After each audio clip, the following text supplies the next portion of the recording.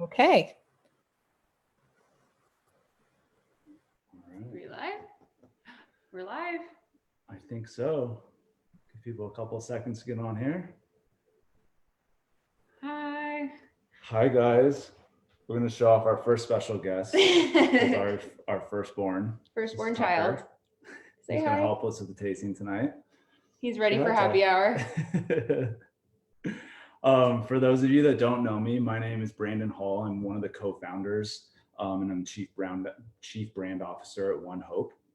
And with me tonight is my beautiful fiance, Sarah Merrill. Hi. Who is the personality and genius behind Big Kid Problems, which is started as a funny little started as a little Twitter account years ago, and has turned into an Instagram with a huge following, and now a very successful podcast that basically just talks about not wanting to grow up and life hacks to help you with that journey of not wanting to grow up. And I'm sure a lot of you can relate. So we're going to Genius is a stretch, but I'll take it. I gotta get my points in when I can. Yeah, well done. Well done. This is a little warm up for her. She's gonna have our fearless winemaker Mari on her Instagram next week, going through a deep dive wine tasting. So be sure to check that out next Wednesday, right? On Wednesday, around happy hour time, I think like 6 p.m. Eastern will be fun. We'll be tasting quite a few wines. So pop open a couple bottles and come hang out. Yep, there you go. So tonight we're going to go through two reds. We have our Pinot Noir, our Caneros Pinot Noir Reserve, and our Reserve Napa Cabernet. And we thought we'd do something fun, a little different here.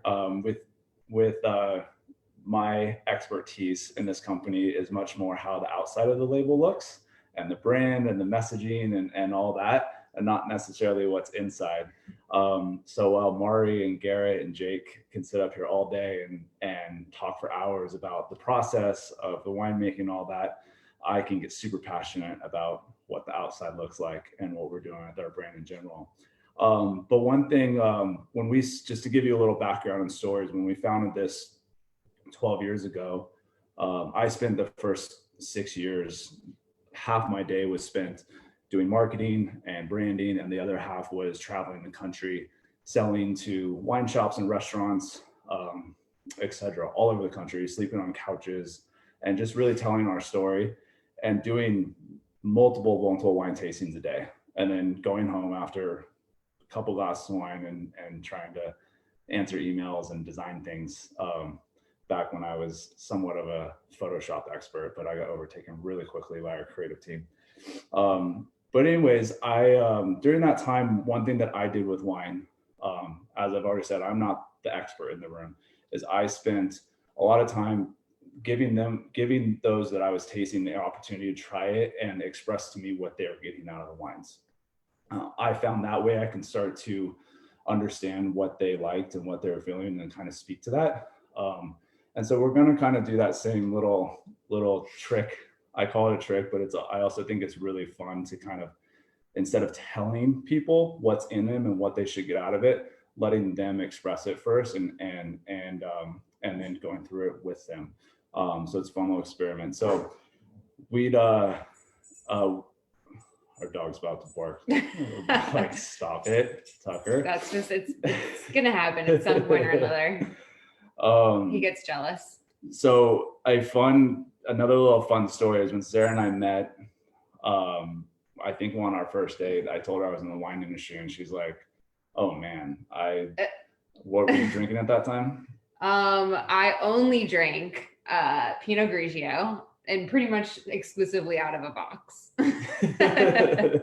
That was my wine of choice. Like, I had to force her to try like a Pinot Noir. I didn't like red wine. I was like, it's too dry for me. And now that's all we drink. I love it.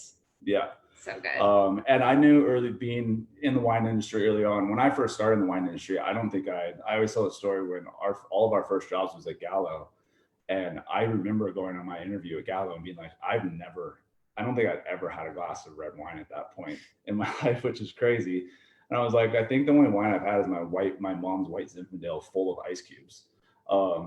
And so wow, that is. I know, right? That's a strong order. Exactly. And she used to have a giant glass like this big. It was amazing. But through that process, I learned the process of evolving your palate. And most people start with like a sweet, approachable white out of a box. Well, maybe not out of a box. That's what they do. That's what they do at Florida State. Yeah. But and then evolve over time, and then you'll wake up 6-7 years later and be like, why am I drinking? I couldn't stand a big red, and all of a sudden I'm loving it and craving it. So it was fun to watch the evolution with myself, but it's also been fun to watch the evolution with Sarah over the past couple of years. So I thought we'd start this off by seeing if she's gotten to the point where she can at least tell the difference between a Pinot Noir and Cabernet. Oh God. That's our first test. So I poured these before she got down here. One's our Canaris Pinot Noir and one's our Cabernet. So I'm going to have you taste both of these and see if you can figure it out. Okay. Let's give it a whirl.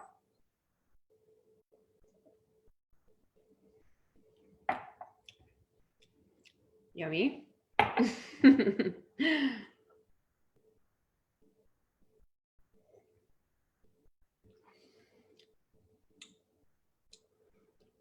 Oh, this is hard. This is hard. Is this the cab? Yes. Yes. Yeah. So proud. How you can also tell, for those of you who don't know, is if you hold these up to the light, the Pinot Noir is much, much lighter. So that's a good little quick trick. But good job. We passed. Is this one? This one's just kind of like a little bit drier, almost. Correct. Yeah. Yeah. Okay. Yeah. Look at me, guys. Just a regular wine connoisseur over here. All right, now let's go to the harder part. Let's get some fresh glasses out here. We're going to start with the Pinot Noir. So you always start with the lighter reds. And we're going to start by giving a little smell and see what you get out of it. Just out of the smell? Yeah. I get grapes. Did I get that right? Yeah.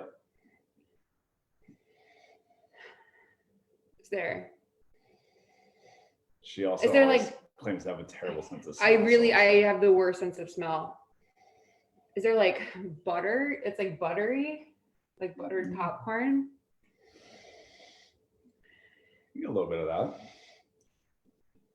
Cherry.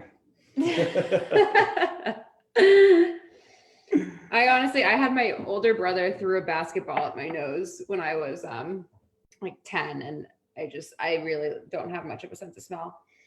It's a big benefit for me. Yeah. Like floral notes. There you go, cherry floral, a little bit. There was no buttered popcorn. I've never understood. That's an actual thing. That is buttered popcorn is definitely a thing. I've never understood that one or get it, but people definitely get it with certain wines. Yeah, you like taste it almost in like the back of your mouth. I don't know if that's a thing. I'm just spitballing here, guys.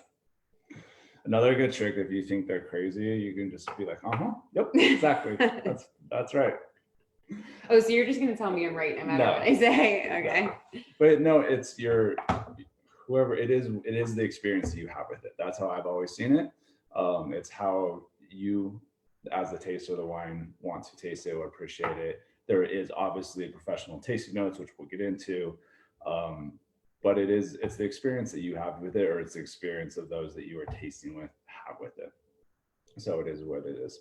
All right, let's start tasting. You want to start tasting? This is my favorite part. All right, give me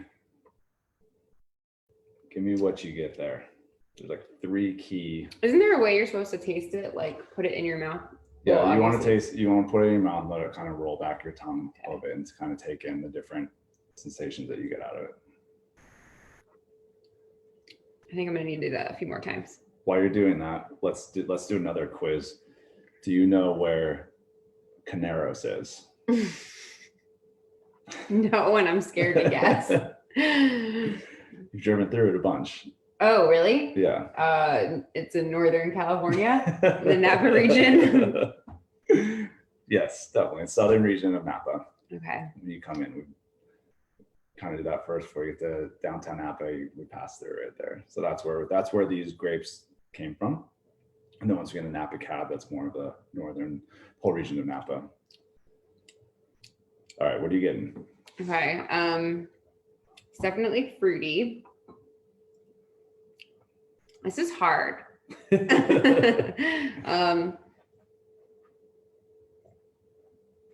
I'm definitely still getting grapes.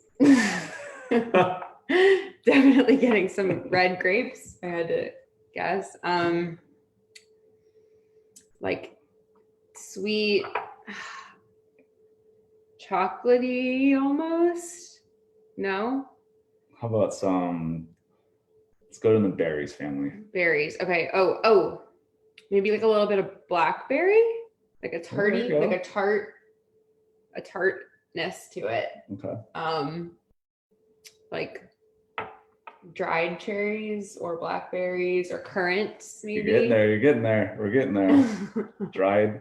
All right. I think you got close first. The first one is the first kind of real taste you have. This is sun-dried berries. Okay. That was. I was yeah. almost. I was pretty much there. Yep. And then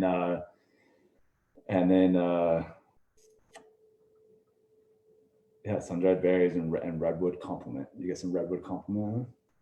Sure. Yeah. Because I eat so much redwood, you know. Since we need to figure out dinner after this, what would you pair that one with? Maybe like a nice, delicious steak, or like a fine chicken sandwich. We're in Nashville, so a hot chicken sandwich. A nice hot chicken sandwich would just yes, whenever really I throw that out there, it always pairs with a hot chicken sandwich for Sarah. Maybe some fried pickles, a little bit of barbecue. All right, you ready to move on to the next one? Yeah. Well, wait, what should you pair this with? If it's not a hot chicken sandwich. I think any sort of, to me, I think any sort of like red, not necessarily a steak. I think the Cabernet next year would be a good, if we make out that tri-tip tonight, would be a great thing to pair with the steak. But any sort of maybe a chicken, something a little spicy. I actually think like a hot chicken usually works well with Pinot Noir in my mind. Yeah, I think Pinot Noir is very versatile, where like a big red is typically like you want that with a big steak or something along those lines. You can kind of work Pinot Noir into a lot of different meals. Interesting. So I kind of had it with the spicy chicken. Yeah, you did. You did really good. You got the dry berry. Yeah. So you just missed sun, which I mean. Yeah. I'll take 2 out of 3. Okay. Yeah, and hot chicken. So, all right. Okay, next one. Let's pour that one out. No, we're not gonna pour it out. We're gonna drink this after this is over.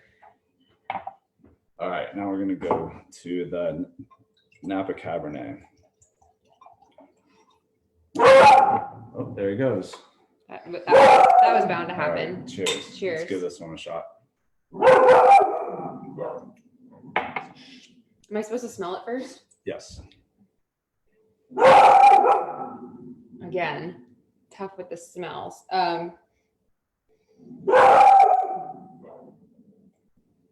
and let's get our dog before he barks this whole time.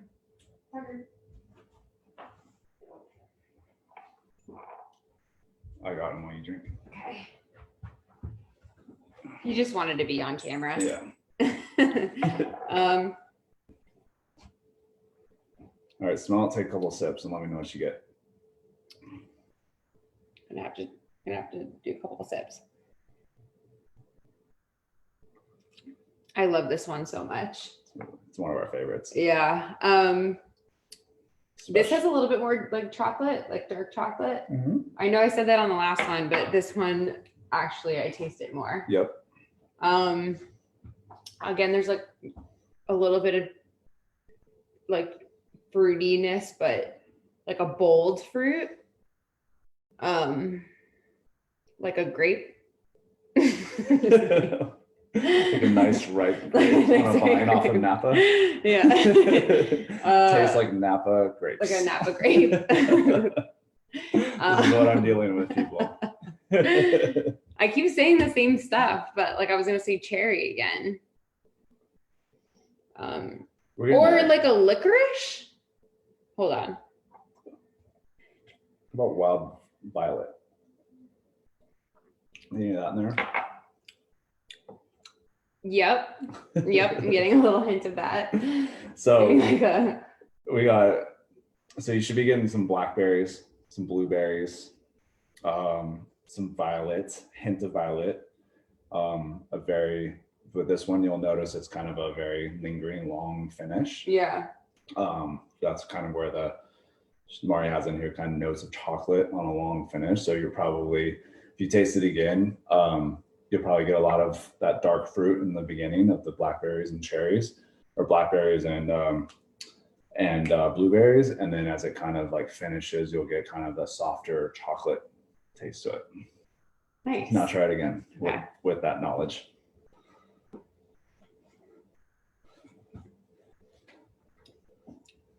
Yum. You see it? Yeah. So good. So what are your favorites? They're both delicious. I love this Napa Cab. Where is it? Oh yeah. This is just so good. And you know what so else? bold. I want to know what else both of these pair really well with is quarantine. Yes, yes, they do. It pairs really well with social distancing and Netflix. Yeah. And takeout of any kind. Yeah. All right, guys. I was gonna see if Chris threw any questions in. Lean up here real quick. I don't see any questions that have come in, but thank you for joining us. I think hope that was a little fun. I think the one thing that I want to put out there is the way that I've approached this brand for 12 years is making it fun. I always think wine is about the people you're around, especially this one. Aww. And just the environment you're in, and letting people and your guests or whoever you're enjoying wine with. I think the more that you dictate and tell them this is what you should taste, and more of letting them play around with it and getting an idea of what they're actually getting out of it makes it a lot more fun in my mind, and a lot more educational. So so yeah, I just encourage you guys to not I'll be the first to say you don't need to be an absolute expert in wine to be able to taste it and enjoy it with people and to educate others. I think, like Sarah, I brought her without even trying from a box of a Franzia box to a really nice bottle of Cabernet. I mean, now this is slightly better. Yeah, and then our estate cab, which is even bigger and bolder, is hands down her favorite at this point, and that's over a span of like 7 years. So yeah, so I think my message for you guys is just enjoy your wine with the people around you. Kind of don't get intimidated by it. You don't need to be an expert. It's all about the experience and the people you're with, and hope everyone's staying safe during this time. And be sure you check out Mari on Big Kid Problem next Wednesday. Yeah, we're gonna have fun. They're gonna taste through the vintner collection. So yeah, grab a couple bottles and join them. Yeah. Cheers. All right. Cheers, Happy guys. Friday. Happy Friday. Have a great weekend.